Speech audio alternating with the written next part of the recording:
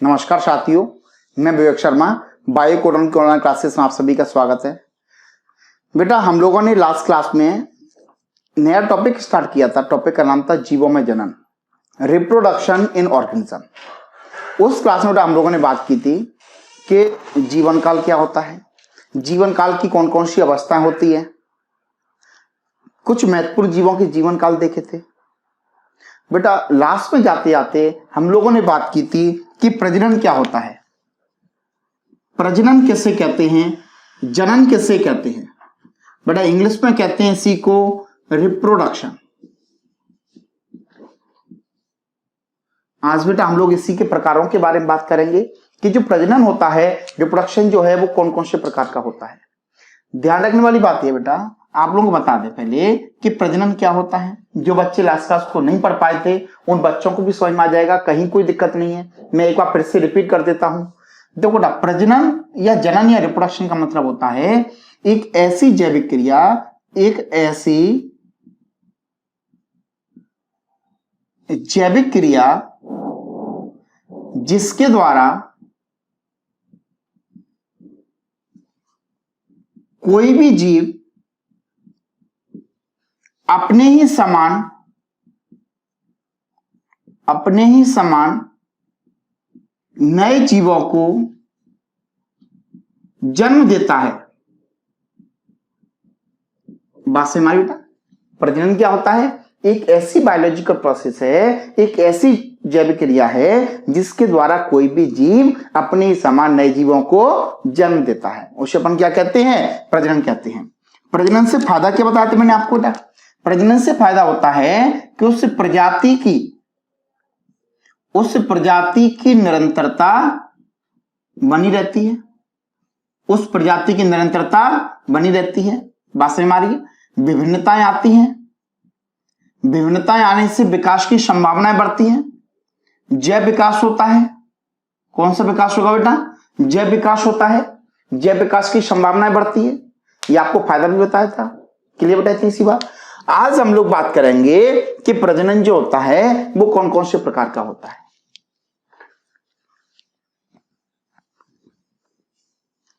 Reproduction या जनन के प्रकार, रिप्रोडक्शन या जनन के प्रकारों के बारे में बात करेंगे। Types of reproduction, types of reproduction. प्रजनन जो होता है ये मेनली दो प्रकार का होता है। एक होता है अलैंगिक प्रजनन, अलैंगिक प्रजनन, इसे बेटा कहते हैं अपन एसेक्सुअल रिप्रोडक्शन, एसेक्सुअल रिप्रोडक्शन। दूसरा जो होता है उसे कहते हैं लैंगिक प्रजनन, लैंगिक प्रजनन, सेक्सुअल रिप्रोडक्शन। इन दोनों प्रजनन के बारे में बेटा हम लोगों को पढ़ना है, ठीक है क्या नहीं? पहले इनको समझने का प्रयास करो बेटा, रटना नहीं है, समझना है। पूरा टॉपिक केवल इन्हीं दो शब्दों के ऊपर डिपेंड है, इसलिए इन दोनों के बारे में बहुत ही ध्यान से सुन लेना है। पहले हम लोग बात करेंगे एसेक्सुअल रिप्रोडक्शन, अलैंगिक प्रजनन के बारे में, उसके बाद हम लोग बात करेंगे लैंगिक प्रजनन के बारे में। ध्यान से देखें।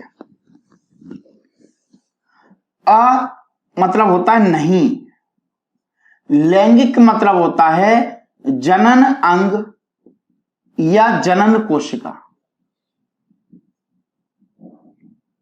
जनन कोशिका जिन्हें हम लोग कहते हैं युग्मक। जनन कोशिकाओं को क्या बोलते हैं? युग्मक बोलते हैं, गैमीट्स बोलते हैं। क्या बोलते हैं बेटा अपन को?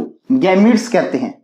बात से हमारी है, यानी ऐसा प्रजनन जिसमें जनन अंग या जनन कोशिकाएं भाग नहीं लेती हैं, या तो बनती ही नहीं है या बनती भी है तो भाग नहीं लेती हैं, कभी भी इनका संयुग्मन नहीं होगा, इसमें जनन कोशिकाएं आपस में नहीं मिलती हैं, उसे कहते हैं अलैंगिक प्रजनन। ध्यान रखना, एक बार प्रश्न है, जनन की वह विधि जिसमें जनन रचनाएं जैसे जनन कोशिका या युग्मक या तो नहीं बनते हैं या इस प्रक्रिया में भाग नहीं लेते हैं, इनका संयुग्मन नहीं होता है, उसे हम लोग कहते हैं अलैंगिक प्रजनन, ए सेक्सुअल रिप्रोडक्शन। बात से मारिए, ए मतलब नॉट, सेक्सुअल मतलब जनन कोशिकाएं, जनन अंग, युग्मक। बात से मारिए, ये भाग नहीं लेंगे, उसी को हम लोग क्या बोलेंगे, अलैंगिक प्रजनन कहते हैं। इसमें कोई एक ही जनक भाग लेता है, ये एक जनकीय होता है। कैसा होता है, एक जनकीय, सिंगल पेरेंटल होता है। इसमें किसी भी नर या मादा की जरूरत नहीं पड़ती है, कोई भी एक पेरेंट सही है, या तो नर हो चाहे मादा हो, यानी नर और मादा दोनों की एक साथ कभी भी आवश्यकता नहीं होती है। क्लियर, इतनी सी बात। इसमें ये जननांग जनन कोशिका नहीं बनती, ये एक जनकी होता है। और ये जब भी प्रजनन होगा, जब इनकी कोशिकाओं में विभाजन होगा, तो उन कोशिकाओं में हमेशा ही समसूत्री विभाजन होता है।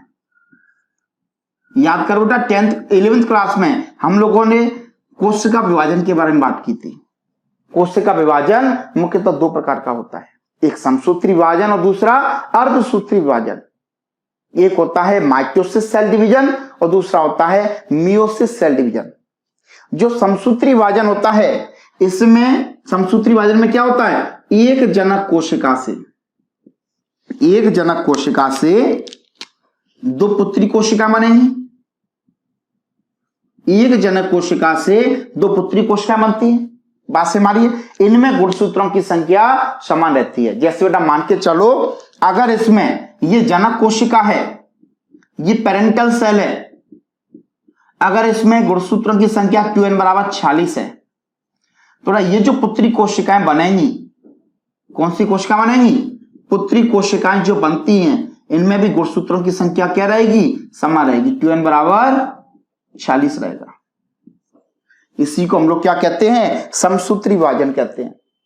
समसूत्री, समान हो सूत्र जिसमें गुणसूत्रों की संख्या समान रहे।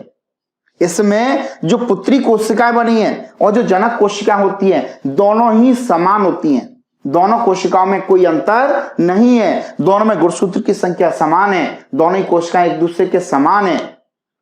क्लियर बेटा। जब दो जीव या दो कोशिकाएं एक दूसरे के हूबहू समान होती हैं, तो उन्हें हम लोग कहते हैं क्लोन। क्या कहते हैं उन्हें, हम लोग क्लोन कहते हैं। तो ध्यान रखना है, अलैंगिक जनन में जनन कोशिकाओं का निर्माण नहीं होता है या जनन कोशिकाएं भाग नहीं लेती हैं। ये एक जनकी होता है, इसमें एक ही जनक की आवश्यकता है, चाहे तो नर हो चाहे मादा हो, चाहे मेल हो चाहे फीमेल हो, कोई एक ही जनक चाहिए। ये वाला प्रजनन जब भी होगा, उस समय कौन सा विभाजन होगा, समसूत्री विभाजन, माइटोसिस सेल डिवीजन। और समसूत्री विभाजन इससे जब भी होगा, तो इससे जो नए जीव बनेंगे, वो नए जीव पुराने जीव के हूबहू समान होते हैं। आकारिकीय रूप से एवं आनुवंशिक रूप से समान जीव बनते हैं, जिन्हें हम लोग क्या कहते हैं, क्लोन कहते हैं। जिन्हें हम लोग क्या कहेंगे, क्लोन कहते हैं। क्लोन का मतलब होता है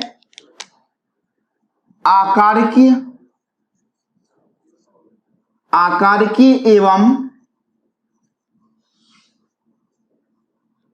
आनुवंशिक रूप से समान जीवों को क्लोन कहते हैं। क्या कहते हैं उसे अपन, क्लोन कहते हैं। यह प्रश्न एग्जाम में पूछा जाता है, एमपी बोर्ड में भी पूछा जाएगा। बहुत ही इंपॉर्टेंट प्रश्न है, 2 नंबर बेटा क्वेश्चन आ सकता है या 1 नंबर में आ सकता है। अति महत्वपूर्ण, ध्यान रखना है। क्लोन किसे कहते हैं, क्लोन क्या होते हैं बेटा, आकारिकीय एवं आनुवंशिक रूप से समान जीवों को क्लोन कहते हैं हम लोग। आकार की मतलब मॉर्फोलॉजिकली, जो कि हमको बाहर से संरचना दिखाई देती है, और आनुवंशिकी बेटा जो गुणसूत्र जनक कोशिका में थे, सेम वैसी किस्म पुत्री कोशिकाओं में। इनमें कोई भी क्रॉसिंग ओवर नहीं होती है, कोई भी जीनों का आदान प्रदान नहीं होता है, तो इसमें कोई नए लक्षण भी देखने को नहीं मिलेंगे। जनक कोशिकाएं या जनक जो जीव हैं और उसके जो नए इंडिविजुअल हैं, जो नई संतति है, वो एक दूसरे के क्या होते हैं, समान होते हैं, जिसे हम लोग क्लोन कहते हैं। तो बेटा इतनी बात अपन को ध्यान रहेगी। इसके अलावा एक शब्द और समझें, निषेचन की क्रिया। जब भी अलैंगिक जनन होगा निषेचन की क्रिया नहीं होगी। फर्टिलाइजेशन कहते हैं, फर्टिलाइजेशन कहते हैं निषेचन की क्रिया। जब भी अलैंगिक जनन होगा तो निषेचन की क्रिया नहीं होगी। उसका मतलब समझें, निषेचन का मतलब होता है नर एवं मादा युग्मक का जो संयुग्मन है, नर एवं मादा युग्मक का जो संयुग्मन होता है उसी को हम लोग क्या कहते हैं, निषेचन कहते हैं। जब नर और मादा युग्मक भाग ही नहीं लेंगे तो निषेचन कहां से होगा? जब नर एवं मादा युग्मक भाग नहीं लेंगे तो निषेचन नहीं होगा। जैसे बेटा ये नर युग्मक है और ये मादा युग्मक है, दोनों का जब संयुग्मन होता है, संयुग्मन को क्या कहते हैं अपन? निषेचन कहते हैं, फर्टिलाइजेशन कहते हैं, फर्टिलाइजेशन कहते हैं। क्लियर है?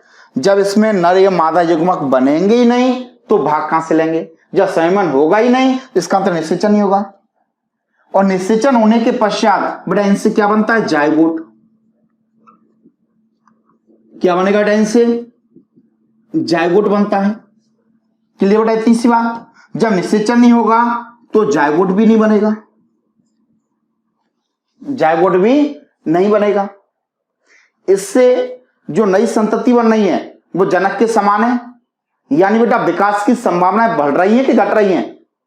जब भी अलैंगिक जनन होगा तो उससे जैव विकास नहीं होता है, विकास की संभावनाएं उतनी कम होती हैं। अलैंगिक प्रजनन के माध्यम से जैव विकास केवल तभी हो सकता है जीवों में जब उनमें अचानक से कोई परिवर्तन हो जाए। और जब जीवों के अंदर अचानक से कोई परिवर्तन होते हैं तो उसे हम लोग क्या कहते हैं? म्यूटेशन कहते हैं। जीवों में अचानक से होने वाले परिवर्तन को हम लोग क्या कहते हैं? म्यूटेशन कहते हैं, उत्परिवर्तन कहते हैं। अचानक से होने वाले परिवर्तन को क्या कहते हैं हम लोग? उत्परिवर्तन कहते हैं, म्यूटेशन कहते हैं। तो अलैंगिक जनन के द्वारा कभी भी जैव विकास नहीं होता है, विकास की संभावना नहीं होती है। केवल विकास तभी हो सकता है जब उनमें क्या हो जाए? जीवों के अंदर अचानक से कोई परिवर्तन हो जाए, यानी उनके अंदर म्यूटेशन हो जाए, तभी केवल चांस होते हैं। अलैंगिक जनन जब भी होगा तो इनसे विभिन्नताएं आने के चांस, विभिन्नताएं नहीं आती हैं, वेरिएशन नहीं आएंगे। विभिन्नताएं मतलब जीवों के अंदर अपने जनकों से जो भिन्न लक्षण होते हैं उन्हीं को हम लोग क्या कहते हैं? वेरिएशन कहते हैं। जैसे हम लोग हैं, क्या हम लोग अपने माता पिता की हूबहू समान है? हूबहू समान नहीं है, हमारे अंदर कुछ ना कुछ नए लक्षण देखने को मिलते हैं जिन्हें हम लोग क्या कहते हैं? विभिन्नताएं कहते हैं। और बड़ा इसमें कभी भी कोई विभिन्नताएं नहीं आती हैं। ध्यान रखना, जब भी समसूत्री विभाजन होगा, माइटोसिस सेल डिवीजन होगा, कभी कोई विभिन्नता नहीं आएंगी। अगर विभिन्नताएं आ गई तो फिर क्लोन कैसे बनेगा? बात से मार के नहीं, तो इसमें तो क्लोन बनते हैं, कोई विभिन्नताएं नहीं आती हैं। इतनी बातों को हम लोगों को याद रखना है। ये बेसिक सी बातें हैं किसके बारे में? अलैंगिक जनन के बारे में। क्लियर? इतनी सी बात समझ में आ गया? एक बार बेटा मैं फिर से आपको समझा देता हूं सारी चीजों को पॉइंट बाय पॉइंट।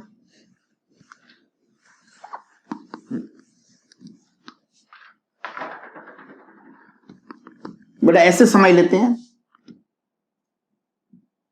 एक तरफ बेटा आपने लिखा अलैंगिक प्रजनन या अलैंगिक जनन, एसेक्सुअल रिप्रोडक्शन, एसेक्सुअल रिप्रोडक्शन, ये एसेक्सुअल है। और दूसरा बेटा लैंगिक जनन,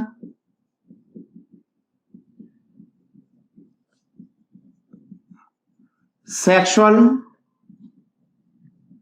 रिप्रोडक्शन। बेटा दोनों को कंपेयर करके देखेंगे। ये बहुत ही महत्वपूर्ण प्रश्न है हमारे 12th क्लास के लिए, अति महत्वपूर्ण प्रश्न। अलैंगिक एवं लैंगिक जनन में अंतर लिखिए। यहां से ये क्वेश्चन आप लोगों का क्लियर हो जाएगा। रटने का प्रयास नहीं करना है, केवल समझना है। जो पॉइंट मैंने आपको समझाए हैं वो सभी पॉइंट बेटा एक दूसरे से लिंक है। अगर लिंक करके पढ़ोगे तो कहीं कोई तकलीफ नहीं आएगी, रटने का प्रयास करोगे तो तकलीफ आएगी। क्लियर बेटा? इतनी सी बात। हम लोगों को रुकना नहीं है, पढ़ाई अपनी जारी रखना है, टाइम पास नहीं करना है घर बैठ के मोबाइल में व्हाट्सएप और फेसबुक पे नहीं लगे रहना है, पढ़ाई भी करते रहना है। बात समझ में आ रही है? तो अलैंगिक जनन क्या इसमें कोई जनन कोशिका बनेंगी? जनन कोशिका या युग्मक का निर्माण, जनन कोशिका या युग्मक का निर्माण नहीं होता है, ध्यान रखना है। जनन कोशिका युग्मक का निर्माण नहीं होता है। या बेटा अपन ये भी कह सकते हैं संयुग्मन मतलब फ्यूजन, अगर बन भी गए तो उनका फ्यूजन नहीं होगा। सबसे मेन चीज तो ये फ्यूजन, इसमें संयुग्मन नहीं होता है। जनन कोशिका या युग्मक का निर्माण नहीं होता है यानी फ्यूजन नहीं होता है। दूसरी बात बेटा, जब भी लैंगिक प्रजनन, लैंगिक मतलब जनन कोशिका, जनन अंग, इसमें युग्मक का निर्माण, युग्मक का निर्माण एवं संयुग्मन, संयुग्मन को अपन क्या कहते हैं? फ्यूजन, निर्माण होता है। ये पहला पॉइंट अपन को याद रखना है। क्लियर है? तीसरी बात, जब भी लैंगिक जनन की परिभाषा पूछी जाए तो क्या बोलेंगे? प्रजनन की वह विधि जिसमें नर एवं मादा युग्मक आपस में संयुग्मित हो जाते हैं तथा जायगोट का निर्माण करते हैं, उसे हम लोग क्या कहते हैं? लैंगिक जनन कहते हैं। इसमें युग्मक का निर्माण एवं संयुग्मन होता है, फ्यूजन होगा। बड़ा युग्मक भी कौन से? दोनों होते हैं, नर एवं मादा, मेल एंड फीमेल दोनों गैमेट बनेंगे। दूसरा पॉइंट हम लोग को याद रखना है, जब युग्मक मिलेंगे तभी तो निषेचन होगा। क्या इसमें युग्मक आपस में मिलते हैं, संयुग्मन होता है? नहीं होता है ना बेटा, तो क्या निषेचन होगा? निषेचन नहीं होता है, निषेचन नहीं होता है। और जब भी लैंगिक जनन होगा तो युग्मक जो है वो आपस में मिलेंगे और इनके मिलने को क्या कहते हैं अपन? निषेचन कहते हैं। तो बेटा इसमें निषेचन की क्रिया, निषेचन की क्रिया होती है। और ध्यान रखना है, जो निषेचन होता है, नर एवं मादा युग्मक जो मिलते हैं, ये जटिल प्रोसेस है इनके मिलने की। इसलिए अपन बेटा ये भी कहते हैं कि जो लैंगिक जनन है ये एक जटिल प्रक्रिया है और जो अलैंगिक जनन है ये कैसी प्रक्रिया है? सरल प्रक्रिया है। क्लियर? तीसरी बात, तीसरा पॉइंट हमको जो याद रखना है, जब निषेचन नहीं होता तो क्या जायगोट बनेगा? जब निषेचन होगा तभी तो जायगोट बनेगा। जायगोट का निर्माण नहीं होता है। और बेटा इसमें जायगोट का निर्माण होता है, जायगोट का निर्माण होता है, इस बात को ध्यान रखना है। अगला जो पॉइंट है बेटा हमारा वो ध्यान रखना है, सारे पॉइंट एक दूसरे से लिंक हैं। अगर लिंक करके पढ़ोगे तो अपन को कहीं दिक्कत नहीं आने वाली। युग्मक नहीं है इसलिए निषेचन नहीं है, निषेचन नहीं है तो जायगोट नहीं है। बेटा ये एक जनकी होता है या एक जनकी होता है,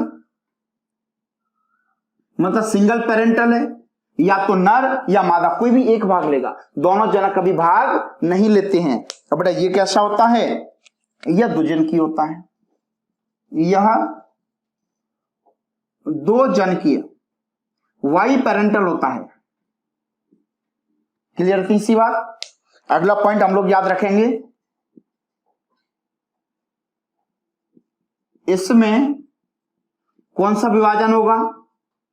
समसूत्री विभाजन। बेटा जब भी कोशिकाओं में विभाजन होगा तो कौन सा होगा? समसूत्री विभाजन। माइटोसिस सेल डिवीजन,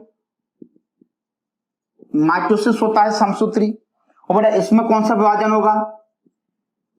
इसमें युग्मक निर्माण के समय, युग्मक निर्माण के समय कौन सा विभाजन है? अर्धसूत्री विभाजन। याद रखना है, अर्धसूत्री,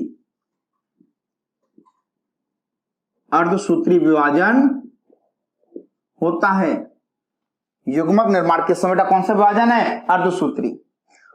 जब भी समसूत्री होगा तो क्या बेटा कोई नए लक्षण देखने को मिलेंगे? नए लक्षण देखने को नहीं मिलेंगे, यानी जो नए जीव बनेंगे वो पुराने जीव के हूबहू समान होते हैं। यानी बेटा क्लोन का निर्माण होता है, क्लोन का निर्माण होता है। और जब भी लैंगिक जनन होगा बेटा इसमें हमको विभिन्नताएं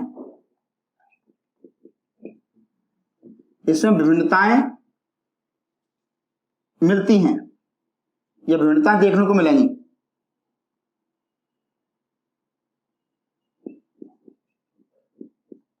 इसमें विभिन्नता देखने को मिलती हैं, बात समझ रही है बेटा। इसमें क्लोन का निर्माण होगा, इसमें विभिन्नता देखने को मिलेंगी।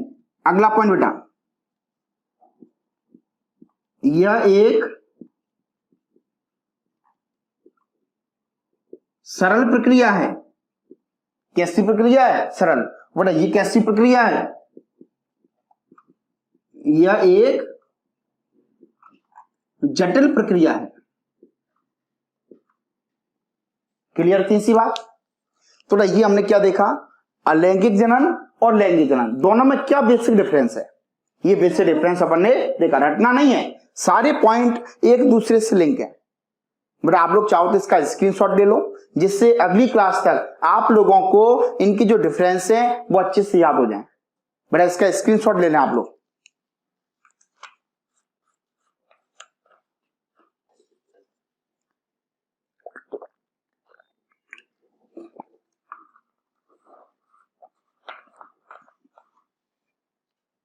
बेटा याद हो जाएगा ये, इसमें कहीं कोई तकलीफ तो नहीं, कहीं भी दिक्कत लगे तो आपको तुरंत बेटा मेरे से पूछ लेना है, जिससे कि आपको कहीं कोई समस्या ना रहे।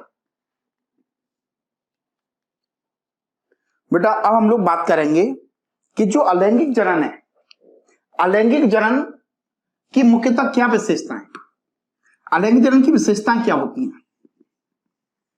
बेटा अलैंगिक जनन की विशेषता हमको अलग से याद नहीं करना है, विशेषता हमको दिख रही है यहीं पर, इसकी विशेषताएं भी दिख रही हैं, इसके लाभ भी दिख रहे हैं और इसकी हानियां भी दिख रही हैं। बात से हमारी कि नहीं?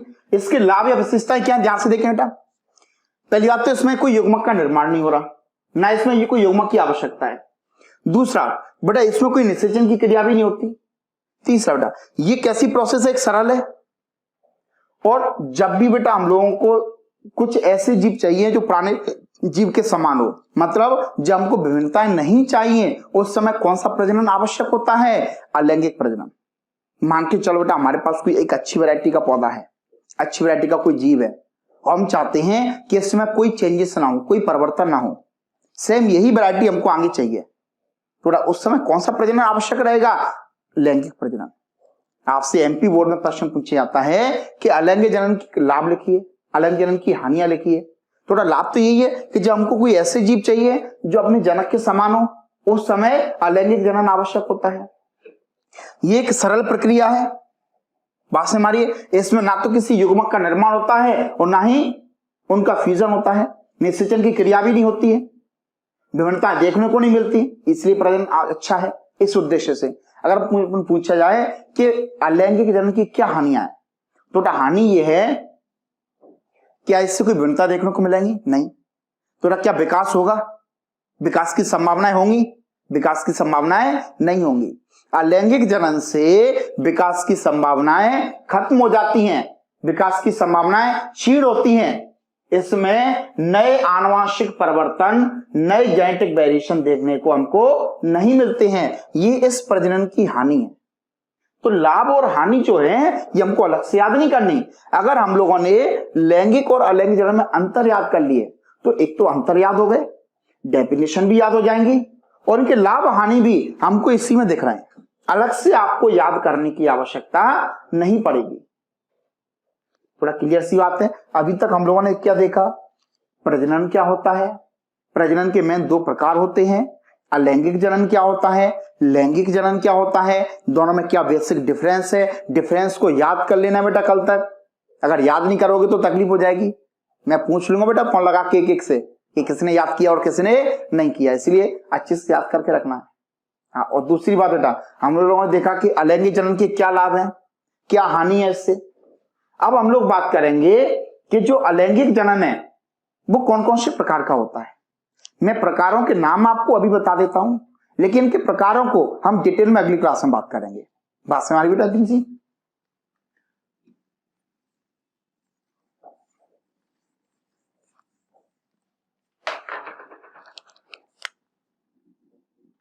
बेटा हम लोग देखेंगे अलैंगिक जनन के प्रकार। अलैंगिक जनन के प्रकार, टाइप्स ऑफ एसेक्सुअल रिप्रोडक्शन, इसके प्रकारों के बारे में बात करेंगे। इससे पहले बेटा आपको ध्यान रखने वाली बात यह है कि अलैंगिक प्रजनन मुख्यतः होता किसमें। अलैंगिक प्रजनन बेटा जो है मुख्यतः एक तो अपनी मोनेरा में होता है, मोनेरा प्रोटिस्टा। मोनेरा प्रोटिस्टा में मुख्यतः हमको कौन सा प्रजनन देखने को मिलेगा? अलैंगिक प्रजनन। क्योंकि मोनेरा प्रोटिस्टा में जो जीव आते हैं बेटा सभी जीव ज्यादातर कैसे हैं? अपने एक कोशिकीय। तो अपने एक कोश के मोनेरा और प्रोटिस्टा दोनों के अंदर हमको अलैंगिक जनन देखने को मिलेगा। दूसरा बेटा जो है वो हमको निम्न स्तर के जो फंजाई है, शैवाल है और बेटा पेड़ पौधे हैं, जो जीव जंतु हैं, है ना, पेड़ पौधे और जीव जंतु, जो निम्न स्तर के पेड़ पौधे हैं, जीव जंतु हैं, कुछ कवक हैं, कुछ शैवाल हैं, इन सभी के अंदर बेटा हम लोगों को मेनली अलैंगिक जनन देखने को मिलेगा। विकास के दौरान सबसे पहले कौन सा जनन आया? अलैंगिक जनन। बाद में कौन सा आया? लैंगिक जनन। विकास की दृष्टि से कौन सा ज्यादा महत्वपूर्ण है? लैंगिक जनन। अगर हम लोग ये चाहते हैं कि हमको जो नई संतान मिले वो जनक के समान हो तो कौन सा ज्यादा महत्वपूर्ण है? अलैंगिक जनन। तो इन बेसिक सी बातों को ध्यान रखना है, रटने का प्रयास नहीं करना है। अब देखो अलैंगिक जनन की कौन कौन सी विधियां हैं। एक विधि होती है विखंडन द्वारा। कौन सी है? विखंडन द्वारा। इससे कहते हैं बाइफिजन। अब विखंडन जो है ना, ये भी मेनली दो प्रकार का है। एक होता है द्विविखंडन और एक होता है बहुविखंडन। इससे कहते हैं अपन बाइनरी फिजन और इससे कहते हैं मल्टीपल फिजन। इन दोनों को अपन अच्छे से पढ़ेंगे। दूसरी मेथड जो है बेटा हमारी वो है मुकुलन। मुकुलन कहते हैं, बडिंग कहते हैं। बडिंग की जो प्रोसेस है इससे याद रखना है, ये भी इंपॉर्टेंट है। बड़ा तीसरी प्रोसेस हमारी प्लाज्मोटॉमी। कौन सी मेथड है अपनी? प्लाज्मोटॉमी।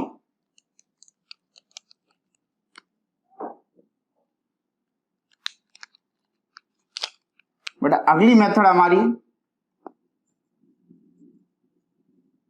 पुनरुत्थ भवन या खंडी भवन।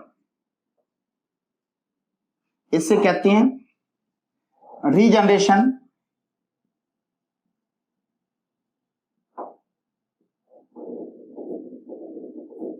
और फ्रेगमेंटेशन। अगली मेथड है गैम्यूल निर्माण द्वारा।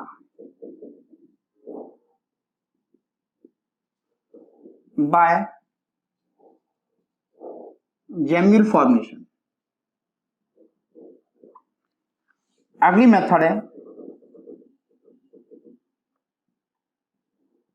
बीजाणु निर्माण द्वारा बाय स्पोर फॉर्मेशन।